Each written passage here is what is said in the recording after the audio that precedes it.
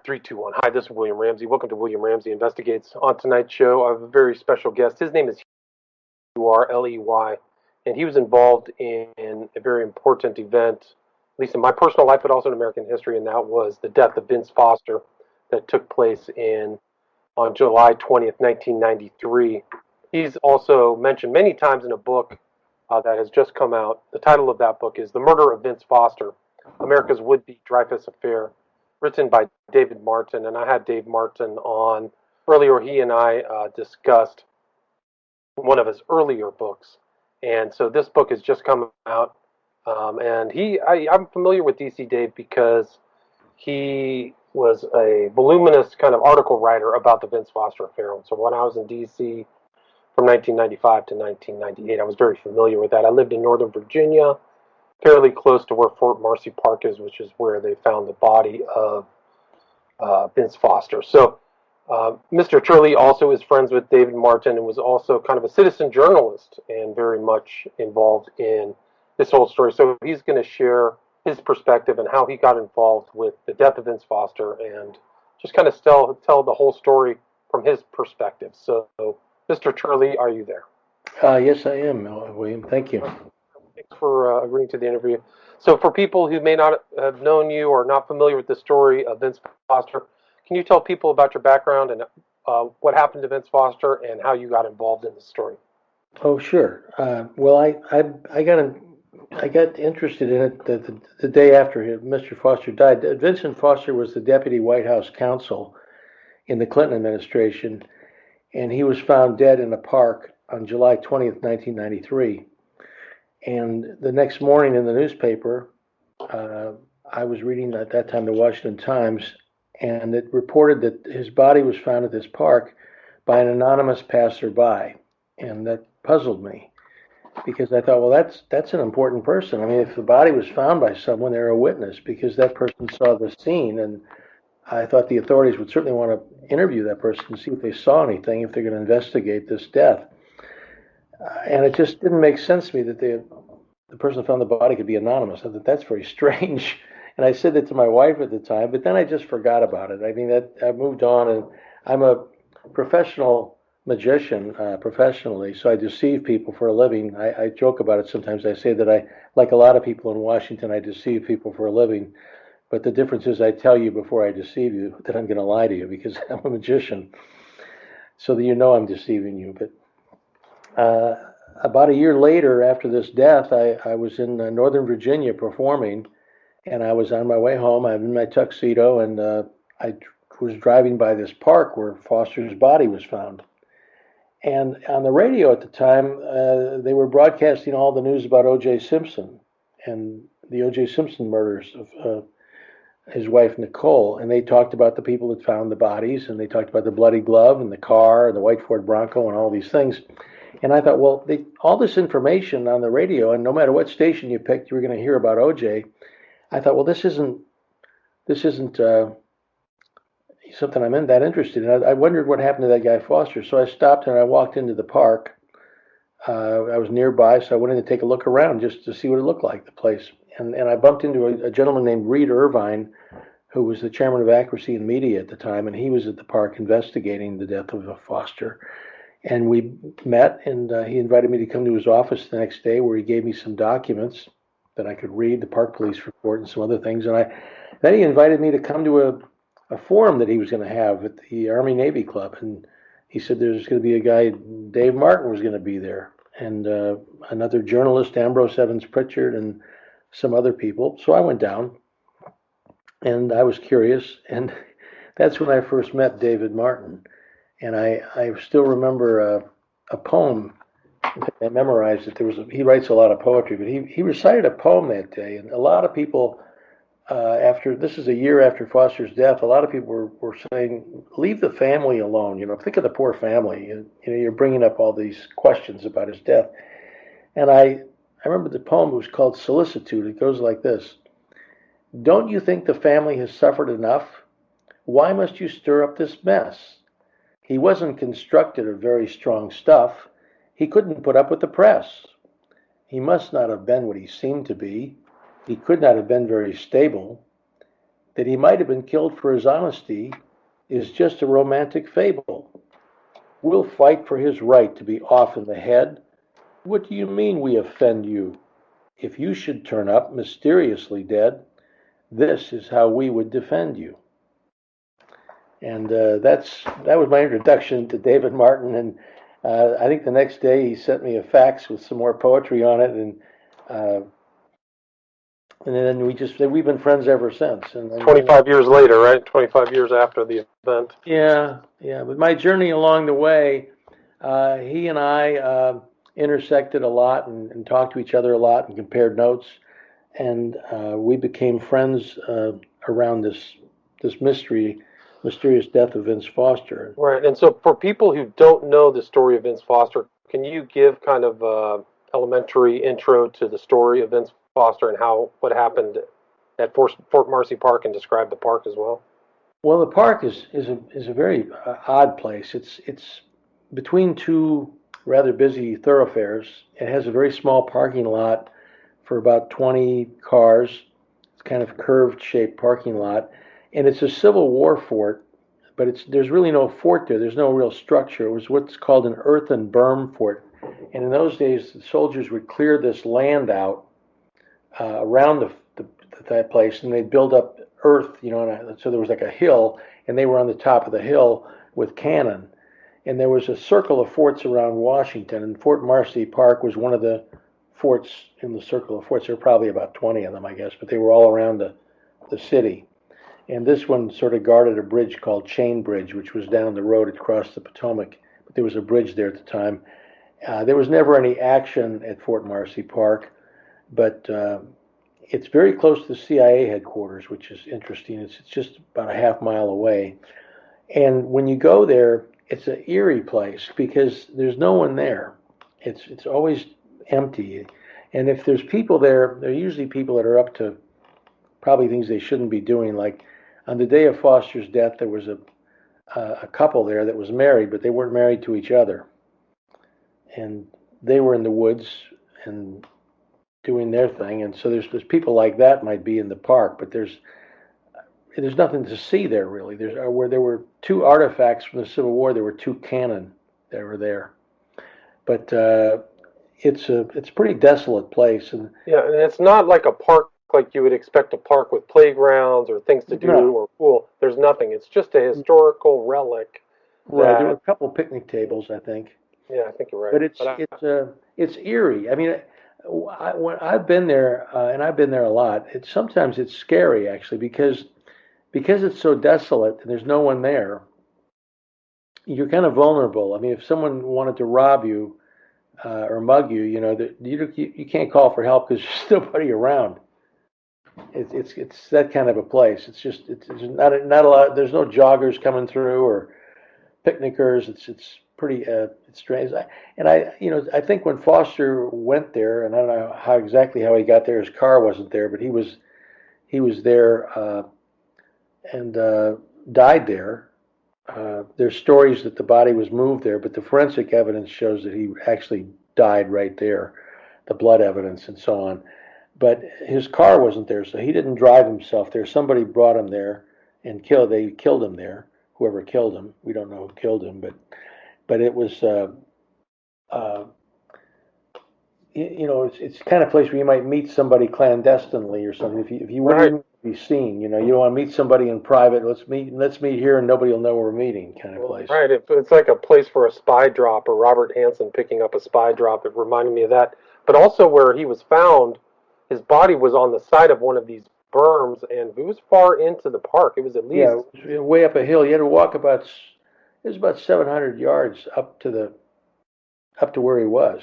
It's a good hike. Yeah, it's a good hike, and he was in a strange place. So how did some quote passerby casually spot him? You would have had to have been within 10 or 15 feet of where his body was found to see him. Right. So that story is strange right off the bat. Yeah. Well, that was the story that got me interested, was who found the body, and I'll tell you a little bit about that because I kind of resolved it for myself. But there was at first the person was unknown. It was an anonymous passerby, and then later this person emerged that they called CW. He was the only witness that didn't have a name. They called him CW, and the CW stood for confidential witness.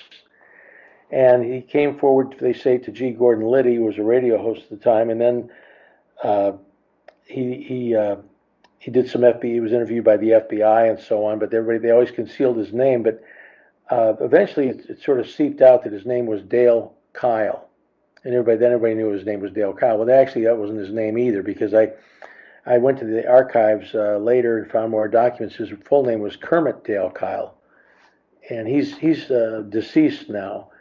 But he is the person that they say found the body, but then he didn't call it in. They say he went up to Turkey Run, which was a park maintenance facility up the road, and told two park maintenance workers about it, and then they supposedly called it in. But that story doesn't ring true. His story and the park maintenance workers' story about how there was one of them was black and one of them was white, and his story is that he told one gentleman and not the other, and their story is that he told the other gentleman and not this one, and then, one story is they were sitting down when he told them, another story is they were walking in a parking lot, and there were two phones at this place. So the whole story of him telling these park maintenance workers about the body it doesn't ring true at all. But there was a story in the New York Post by a journalist named Mike McAllery, who did the cop beat in New York, and he did police reporting. And he had a story in, I think, March of 1994 called Case Closed. And it's a very interesting story because I think he let the cat out of the bag in that one. He says that the park maintenance workers were at the park having a midday drink, and they found the body. Of course, they were compromised because they could be fired or lose their pension if they were drinking on the job. So they went along with this other story about this guy, Dale Kyle. But I really believe that the park maintenance workers, in my mind anyway, they were the ones that discovered the body, and they were never interviewed about what they saw, because what they saw was not something that we were supposed to know about. But I think, believe that those men were there, and they were drinking beer, and they were at the park. Gotcha. And what were the things that the public wasn't supposed to know about? Well, whatever they saw, we don't know what they saw. Oh, okay, gotcha. See, that's why I think that they were never interviewed about what they saw. But when they called in the call for the dead body at the park, they also said that there was a car accident, and the car accident was down by Fort Marcy Park, right out across the street from the park. So, if they knew about the car accident, how did they find out about that? Officially, this guy Dale Kyle didn't tell them anything about a car accident. But they knew about it. It's in the 911 call. So they had to be down there to know about the car accident. That just shows you that they were there. So, and sorry, please continue. Well, that's about, this was something that puzzled me for years about who found the body. But I'm pretty sure that those two park maintenance workers, they were Chuck Stowe and the other guy's name was Swan and Stowe. And I believe they found the body, but that's not official. They didn't officially find the body. Officially, it was Dale Kyle. Gotcha. That's the official story. And so he had left for lunch at 1 p.m. from like one of the White House adjunct buildings, or one of these buildings where the attorneys for the White House had their offices, and they're assuming that he died sometime an hour or two later, based upon the autopsy. 4 o'clock, I'd say. He died around 4. So the autopsy, yeah. He's missing the body. Yeah, he's missing for 3 hours, right? Right. And there's no, with all the security cameras everywhere, that we're supposed to believe that the White House didn't have a camera of him leaving the compound. His car wasn't parked there that day, so he didn't leave in his car. In fact, the car that they say was his car at the park was actually his kid's car. He had 3 adult children, and they shared a Honda. It was a 1989 silver gray Honda, and that car was not at the park. And witnesses didn't see that car at the park. So, and that was a key part of the case. But Martin, if I get back to Dave for a minute, sure. He, like myself, was very interested in the first reporting of the case, more than I was. I mean, I got interested because I was curious about who found the body. But Dave Martin right away from the very beginning keyed in on the press and what they were reporting. And I didn't do that because I didn't really wander into that park till a year later. But by that time, David Martin, who ended up on that panel where I heard him in '94, he had been investigating more before anyone else, and he's the author of this book we're talking about, The Murder of Vince Foster. Now, what Martin did in the beginning, you see, I should tell you, he went to college with Vince Foster Right. at Davidson, so he knew the victim. And right, and just to interject, sorry, but he's featured, Vince Foster and Dave Martin are featured together in the book in a picture for their, one of their yearbooks at Davidson. Yes. Sorry. Yeah, they were both in the Young Democrat Club, and Martin was the secretary of the club. And he played intramural basketball with the man. He knew the guy, and to him, it was shocking that they said he committed suicide. He said he just didn't believe it out of the gate. So he was very carefully reading the newspaper reports, and one of the first reports in the Washington Post, I think it was by Michael Isikoff, it said that the police were unable to interview the Foster family on the night of the death because they were too distraught, so they turned the police away. Now, when there's a death like this, it's customary for the police to go to the family to make notification and tell them that their loved one had died.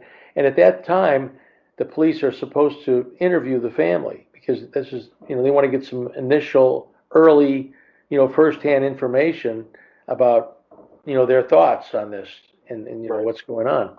So when Dave read the article, it said the police were turned away. He couldn't believe that. He thought, how can you turn the police away when they're on a death investigation? He said, you think the family would want to talk to the police to find out what happened. Right.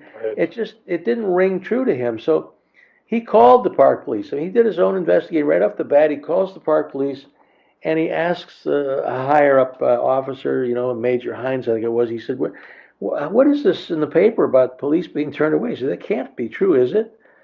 And the man lied to Martin. He said, well, actually, the police interviewed the family the next morning. Well, that really wasn't true either.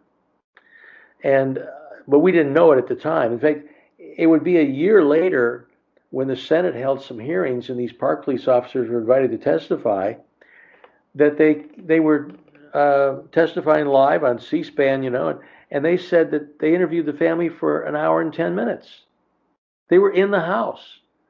And David Gergen was there, and he was the White House spokesperson who said that the police were turned away. Now, he knew that wasn't true. And another Post reporter, Walter Pincus, who covers the CIA, or he's the CIA guy that reports for the Post, but Walter Pincus was in the house too. And so you got a Post reporter that's there, and the next day the Post is reporting that the police were not allowed in the house. Well, there's something wrong right off the bat. Right. And David Martin keyed in on that right away. And what's important about this and why they didn't tell us what the family told the police is they told the police they didn't think he committed suicide. That was the initial reaction from the family. Right.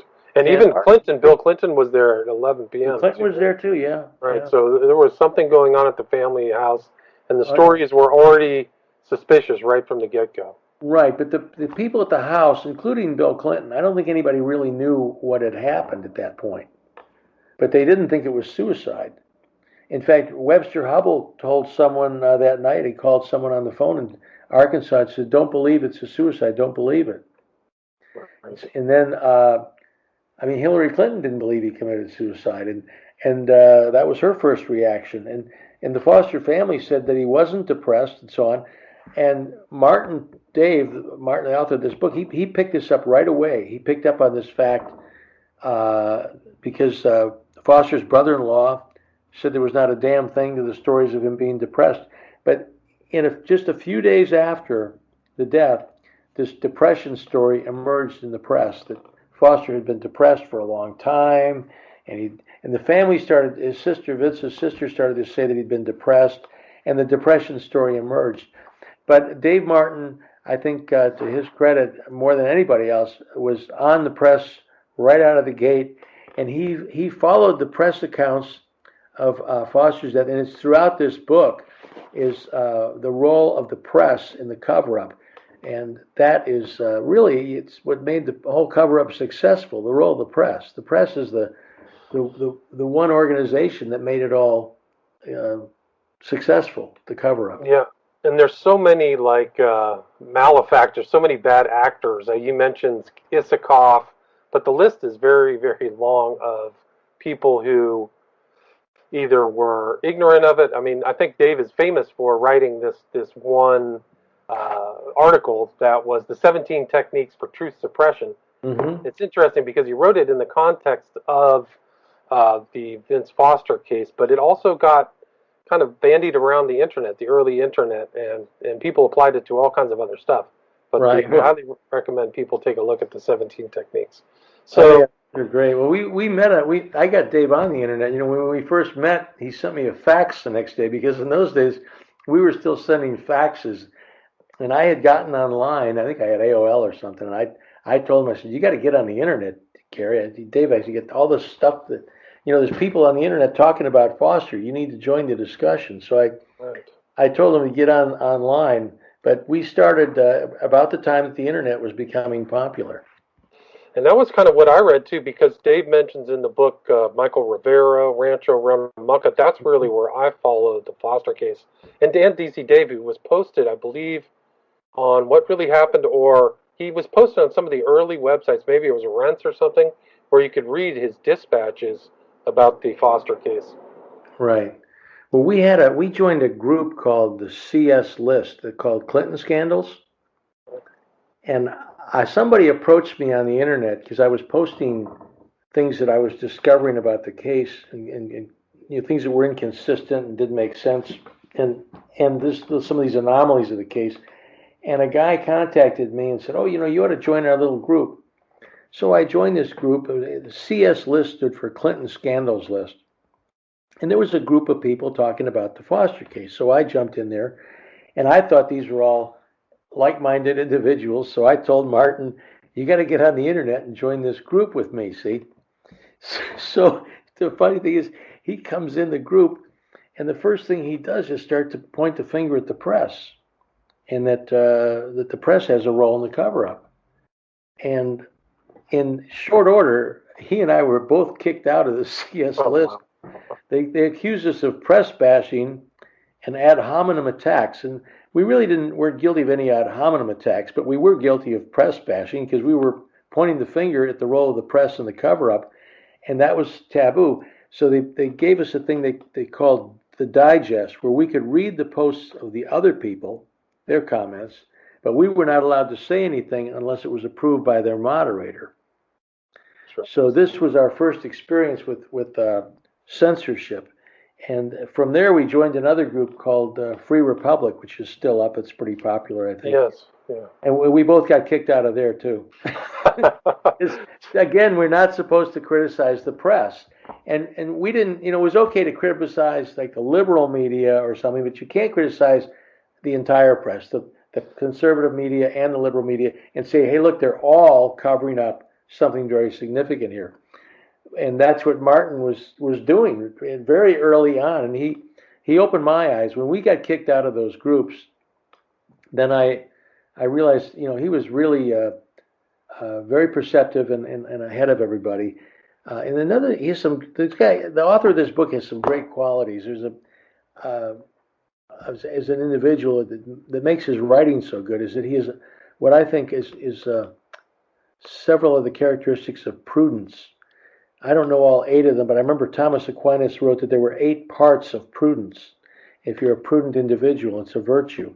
And Martin it's right thinking is what it is. And he's a good thinker because 3 of the parts of prudence are memory, remembering the past, and Dave Martin has a good knowledge of our history in the past, particularly he's a scholar of the Kennedy assassination. And he reads a lot of books. I think he reads a book a week at least, but he has a lot of background information. And then he's very circumspect. He looks at the whole picture. He steps back. And the third thing, which is a part of prudence that he has, is caution. He never overstates things. This is something I'm guilty of. I go too far. But he doesn't state things that he doesn't have evidence for. So he's very cautious in his writing, and he doesn't go off on wild ideas. It's all well researched and documented and very solid, and I think that makes him a very prudent man.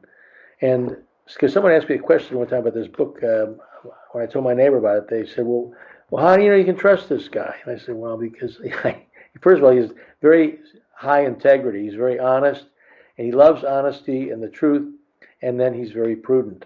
So he's a guy you can count on, I think. Well, I think that he successfully lays out and identifies each one of these writers or institutions that twisted the facts around the death of Vince Foster. So he lays out Isikoff. I mean, the names go on, but there's just so many problems, and he has almost like 2 pages of all kinds of questions that a lot of people didn't ask. But there were definitely seemed like operators, Walter Pincus, Blumenthal, names that have popped up again recently. Isikoff, who was all on board for the Russia hoax against Trump, but there was a foreign writer who I used to read too, Ambrose Evans Pritchard.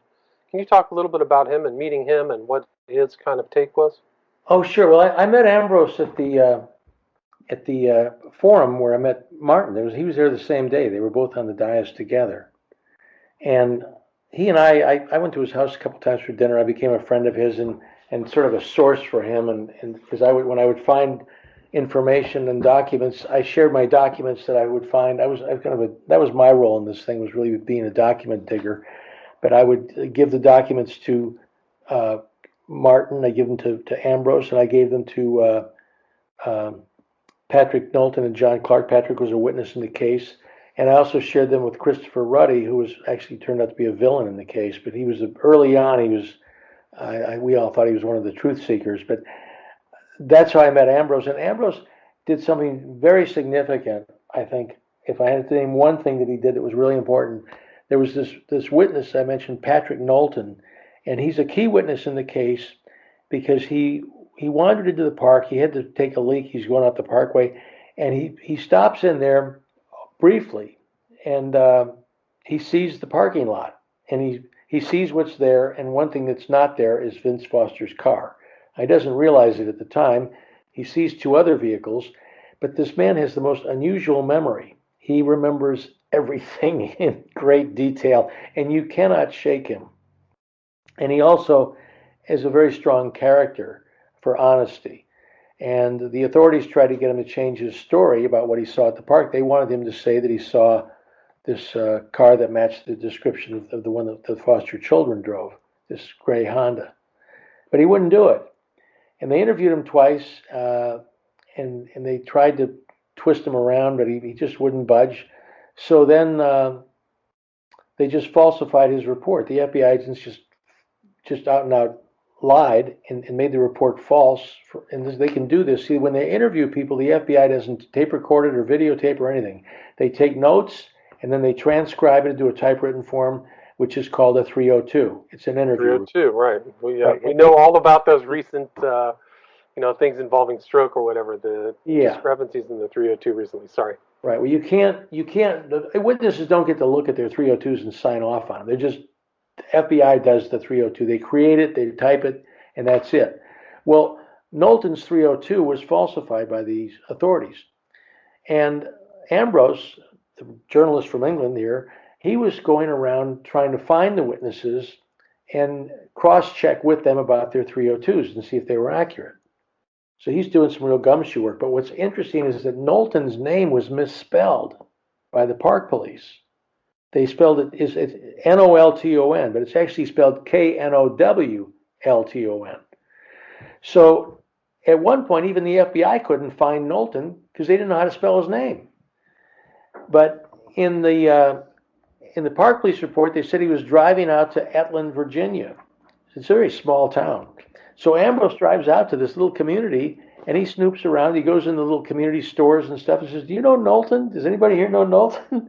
And they said, "Sure, he lives over there." So he found him, see? But that took some digging because his name had been misspelled. Right. Do you believe intentionally? Oh, of course. This is one of the techniques of truth suppression, is to misspell especially key witnesses, you misspell their names and no one can find them. And it's just Ambrose was he's a digger. He figured, well, the guy's going to Adeland. His name is Knowlton. Maybe it's phonetically correct, and he was right about that. It was misspelled, but it was phonetically correct. So he shows Knowlton his 302 report, which had become public now because of some Senate hearings that got thrown into a bunch of documents, and he found it there. So he shows it to Knowlton, says, "Is this what you told the FBI?" Knowlton says, "No, that's not what I told you. This is all lies."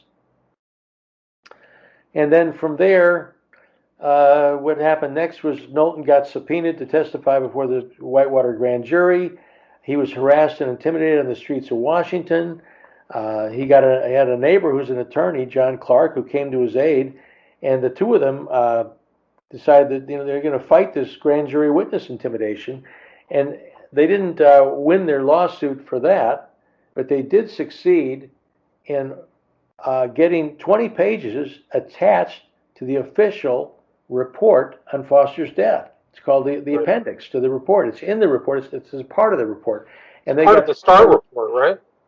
Pardon me? Part of the Star report. Well, they call it the Star report, but it was written by Brett Kavanaugh. Right, okay. The whole thing was written by Kavanaugh. But it's technically the proper name for it is the report on the death of Deputy White House Counsel Vincent Foster.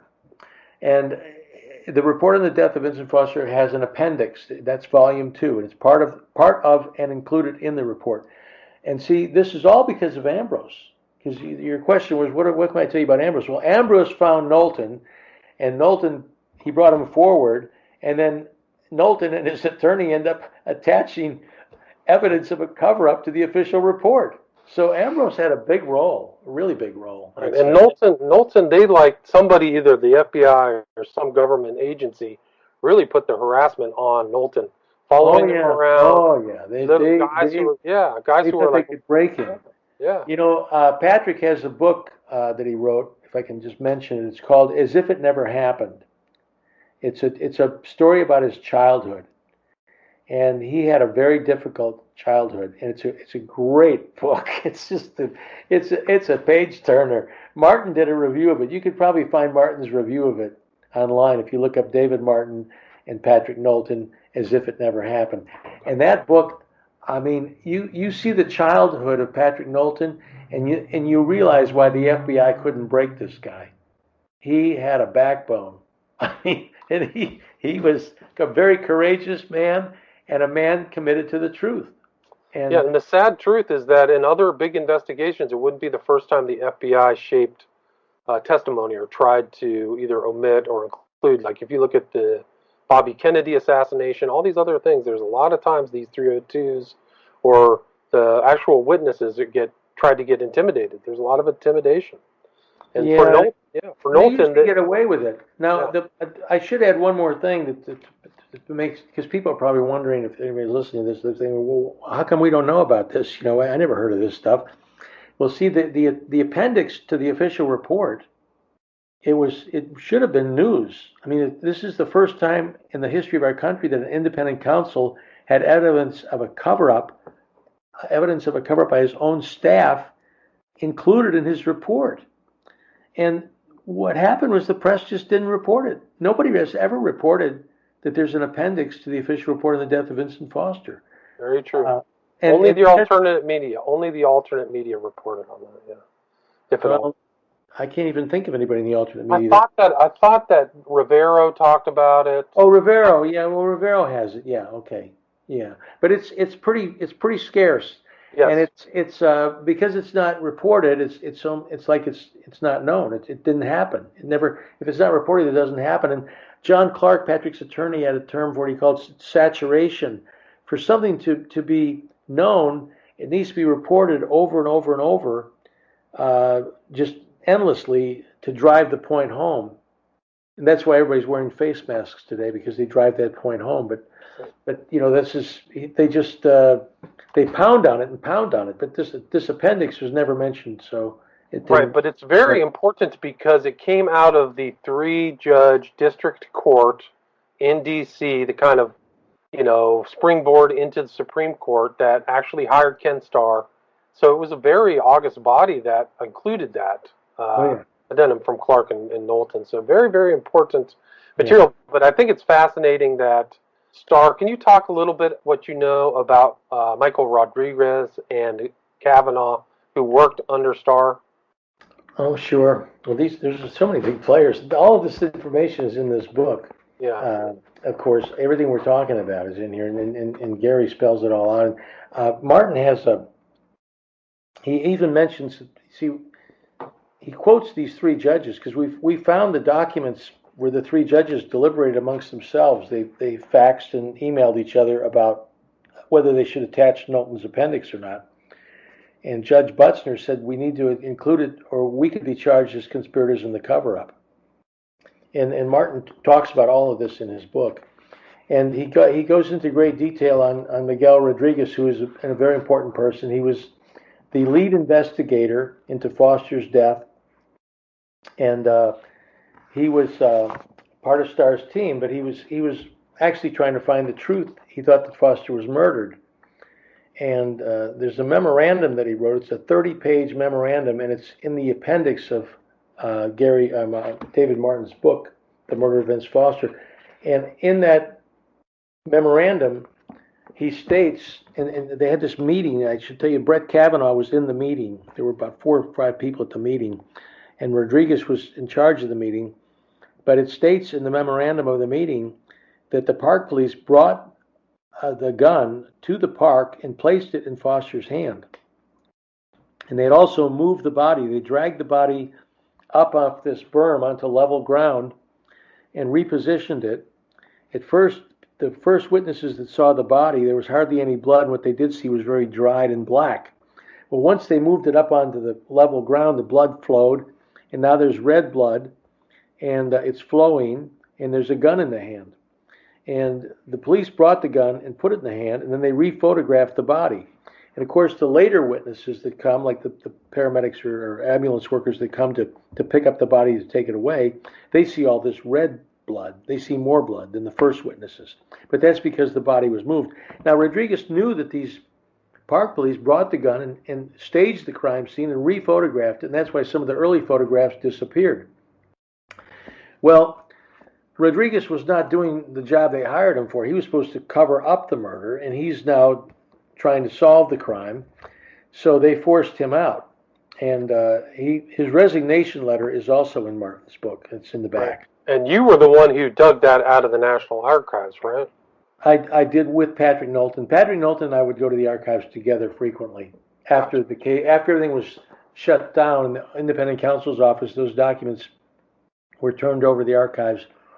And we would go up there in 2005, 2007, 2009, and we would get boxes of documents and go through pages of many things we'd already seen before, but every once in a while you find something significant.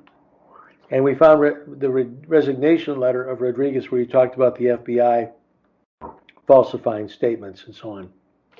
And he didn't want to be part of it, so he resigned. Now, the guy that took his place was Brett Kavanaugh, who went on to the Supreme Court. And he also wrote the cover-up report that covered up the murder. Yeah, and he also did all of the footnotes to the Starr report, all the juicy, very, livid details about Bill Clinton's sex life. He included that in there. Well, that's different. It is different, but it's not the same. That's the Lewinsky report. Right. He wrote the. I don't know what he did with the Lewinsky report. I didn't really follow that story, but he did write the report on the death of Vincent Foster. Gotcha. And it has about 300 footnotes, and most of them are secret because they did a lot of stuff in the grand jury, which is secret. You can't see it. You can't see the evidence. They got secret evidence. Wow. And these were some of the parallels that Martin drew between Foster and Alfred Dreyfus. He compares the story of Foster to a French soldier, an officer who was falsely accused of treason. And there was a lot of secret evidence in that case as well.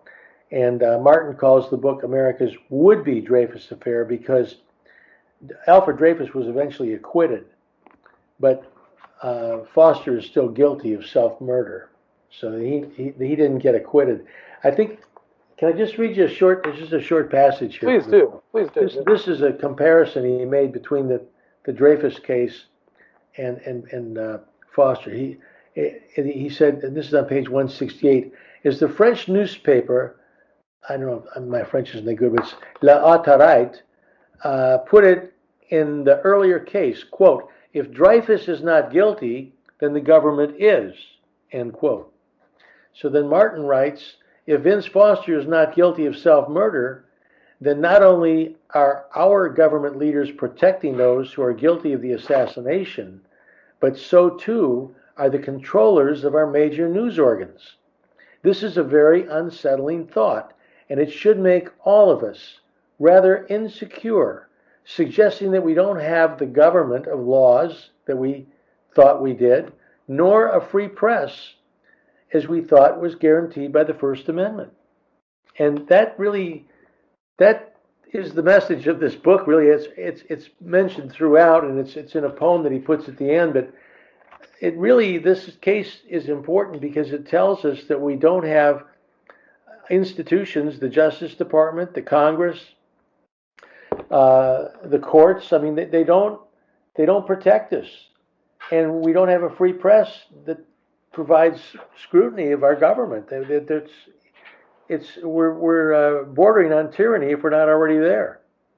And it's interesting. And the two characters who kind of went against the grain or went against the government's position, Knowlton and Rodriguez, both got persecuted, right? So Rodriguez, literally said, "I've been told to back down, and it has my career and reputation is at stake, and my personal health and family."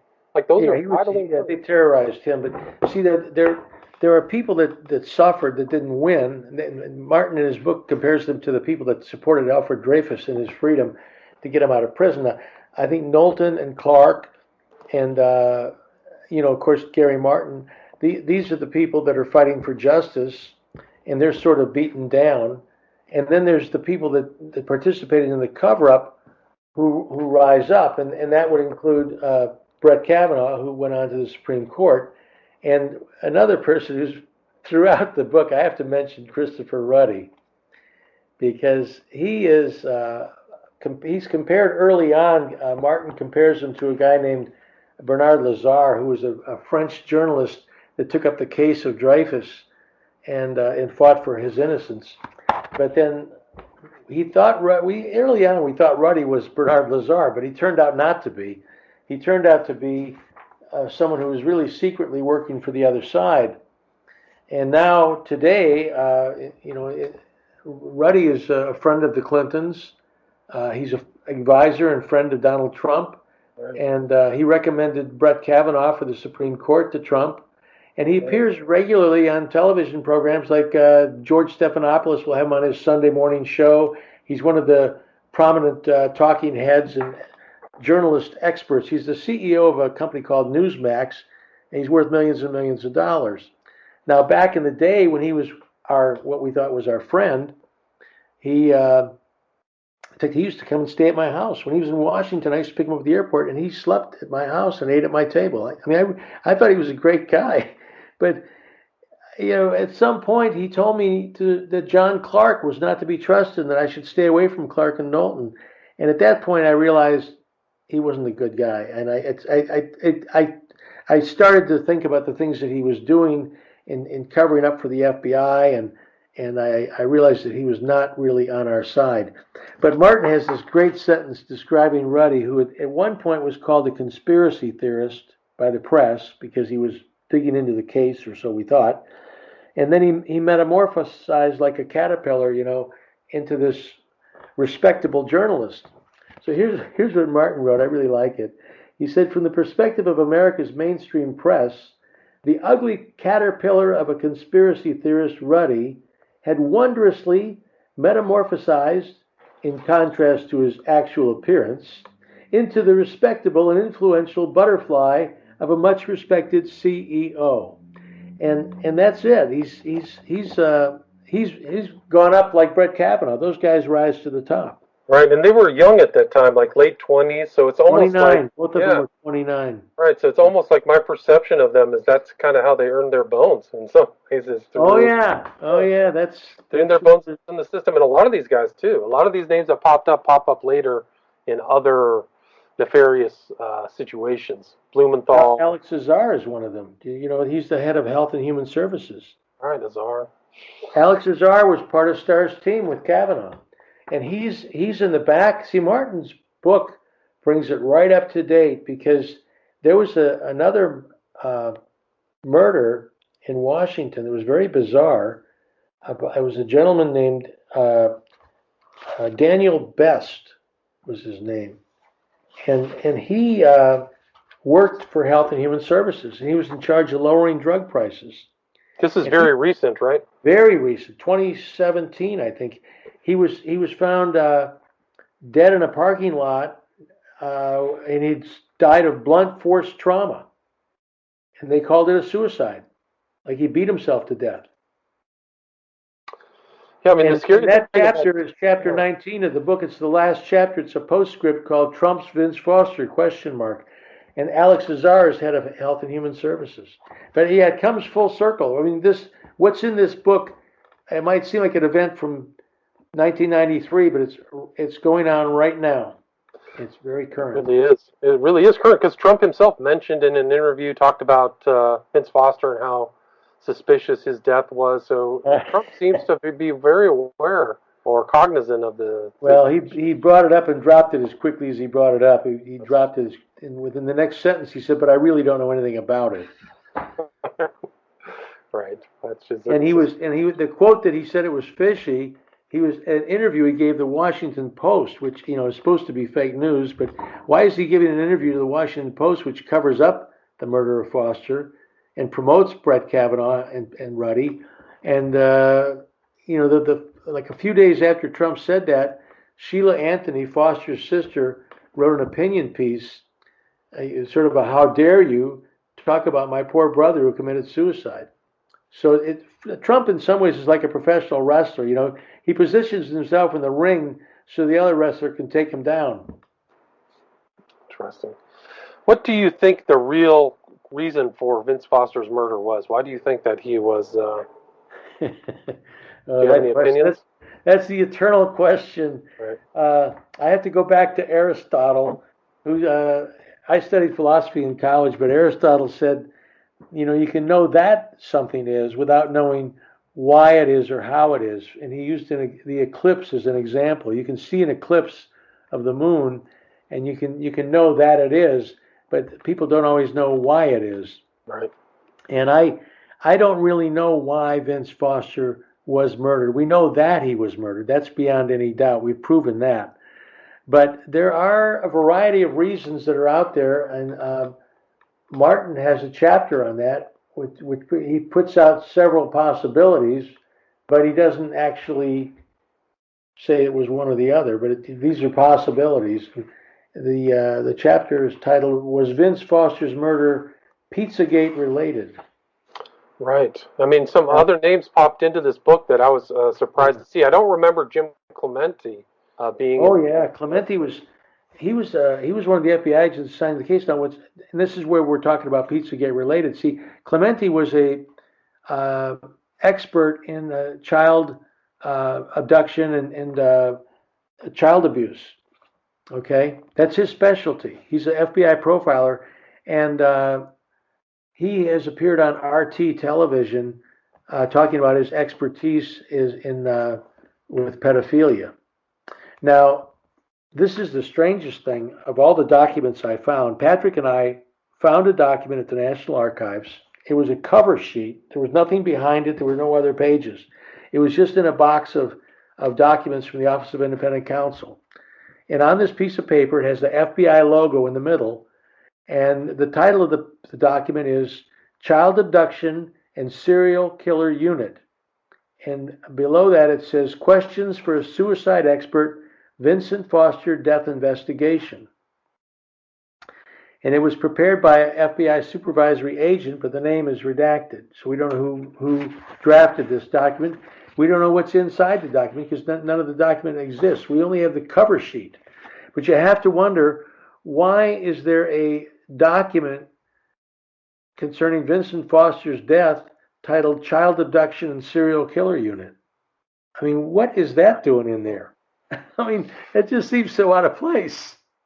It's very strange, but it's also like you bring up David Brock, who wrote about Foster, Uh-huh. and then he was the former boyfriend of James Alefantis and Media Matters, so that's Comet Ping Pong. So there's all kind. Brock called Knowlton the self-discrediting witness, whatever that means. I don't know how he discredited himself because he's only said one thing over and over again. Right. But there's also some other interesting facts about, like Robert Maxwell pops up in the book too, which is there was Jim Norman. I had Patrick and I had lunch with him in New York a couple of years back, and he was a senior editor at Forbes, and he wrote an article about Foster's murder being tied to espionage, and it was killed by the Forbes magazine. They wouldn't publish it, so it did get published in a kind of off-the-wall publication called Media Bypass. And I have a copy of that thing. I don't know if I put that up at our website or not, but Norman had a lot of information on that there was this some type of banking software that had a back door where you could get in and it was, I think the software was sold to a lot of countries. Promise software. And that's tied to some espionage stuff, and Webster, Hubble, Hillary Clinton, and Vince Foster were tied to that, and their names appeared on documents with Maxwell's name, and Maxwell's daughter was Ghislaine Maxwell, who's the sexual child procurer for Jeffrey Epstein. So you're back to that again. Right. It's just I don't have any evidence that any of this is tied to the murder of Vincent Foster, but it does sort of swirl around, But he was tied up with all kinds of crazy stuff. His last weekend, he was with Webb Hubble and a guy with ties to the mafia. Yeah. He was tied up with the Clintons, who all kinds of shenanigans went on in Arkansas. He was the person overseeing their blind trust and had a lot of Whitewater information. I don't think some people ask me. Oftentimes they say, "Well, do you think he knew too much?" And I don't think that's the answer, because even if you know too much, like Patrick Knowlton, you could say knows too much. I mean, who do you tell? Are you going to call the Washington Post, the New York Times? I mean, they're not going to report anything, so there's really nobody to tell. So I don't think he knew too much. It's more likely that he crossed somebody up, or he didn't want to go along with something, participate in some type of activity. Maybe he drew the line, but he hung around with some gangster type people, frankly. And if gangsters kill gangsters. I mean, that's just the way the world is. So, that's not unusual. But what I think it's difficult for this case to come out is that if they tell us he was murdered, everybody in the world is going to want to know why. And the big why is something very dark. And that's what we're not supposed to know. So we can't, they won't tell us he was murdered, because then they might have to tell us why he was murdered. And the why he was murdered is something probably very, very dark. Yeah, and that's a great way to end it. I mean, he was the person after JFK with the highest level of government who was found dead, right? So it was like the. Do you have a couple minutes left? Yeah, go ahead. I want to, if you're getting near the end, I want to read the final poem in David Martin's book, because it is. Please do. It does end on something dark, and I think he says things so well. He has poems throughout the book, and he's so good at it because it really captures the essence of things. This one he wrote 20 years ago. It's called American Gothic. We all like to hear scary stories. I will tell you one that will thrill you. If they thought it was in their interests, our government thugs would kill you. They might use a popular ruse to provide enough cover to hide. They could say that you were unbalanced and fell victim to suicide. So what if there are no good answers to questions like how and why? Who in this land can we count on to send up a hue and a cry? Though the parts of the cover story can't be crafted to fall into place, our press will still spare no effort to sell us the government case. When all we can hear is one version, the government's truth and no more, we must wonder about all those reporters. Just who are they working for? What happened to equal protection? Who protects us from government crimes? When we can't depend on the Congress or the news or the Post or the Times. The Soviet state has now fallen, with its empire constructed on fear. But if we don't do something to stop it, we're well on our way to it here.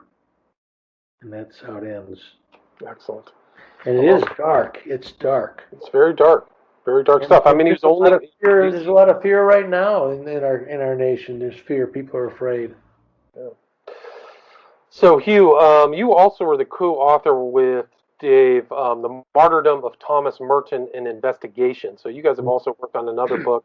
Yeah. The interview I did with Dave earlier was The Assassination of James Forrestal. Huh? And do you have any social media or email that you'd like to share if people want to reach out to you? Well, you can get me. There's two websites. One is on the Foster case, which has a page where you can click and send an email. That page is called FBICoverup.com. And there's a hyphen between the word cover and up. So it's cover-up.com. And that's the Foster page, which is extensive. And then we have a book, for the other book, it's the title of the book. It's kind of a long address for a website, but it's The Martyrdom of Thomasmerton.com. Gotcha. And there's a contact information there. And Gotcha. Martin's responsible for that book, too, because he bugged me for years. He'd say, Turley, you got to get the documents on Merton. You got to dig into that, you know. He sent me out to do the research, but when I tried to write the book, I said, I need some help with this, because Martin is a very good writer.